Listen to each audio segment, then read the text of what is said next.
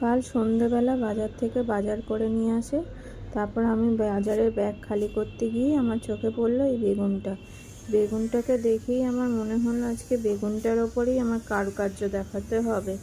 সেই ভেবে রাতের ডিনার কমপ্লিট করেই আমি বেগুনটাকে নিয়ে বসে পড়লাম, কারণ আমার আর ধৈর্য কোলাচ্ছিল না। আমি ভাবছিলাম কখন বেগুনটার ওপর আমার ক্যালমা দেখাতে শুরু করব। সেই ভেবে তাড়াতাড়ি করে ডিনার কমপ্লিট করেই আমি বেগুনটা নিয়ে বসে পড়লাম।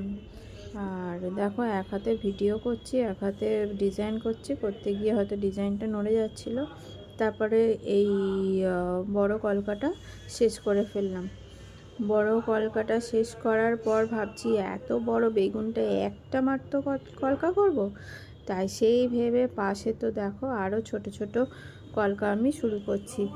তো এটা আগে ভালো করে দেখে নাও কেমন হয়েছে, তোমরা একটু জানিও। যাই হোক, পরের কলকাটা আবার শুরু করব।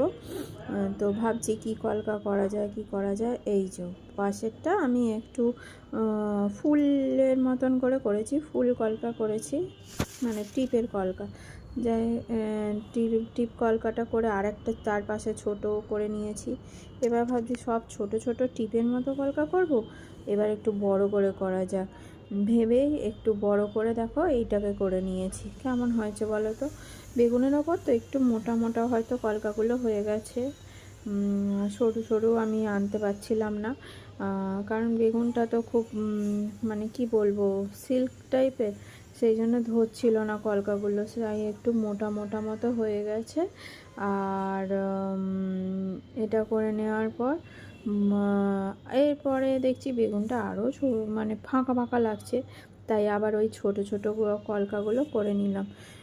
আমার পুরো কলকাটা কেমন লাগছে তোমরা একটু দেখে জানিও তো। নতুন হাত তো বুঝতেই পারছো, প্রথম প্রথম প্র্যাকটিস করছি, হয়তো একটু খারাপ হচ্ছে, দেখে জানিও, লাইক কমেন্ট শেয়ার করে দিও।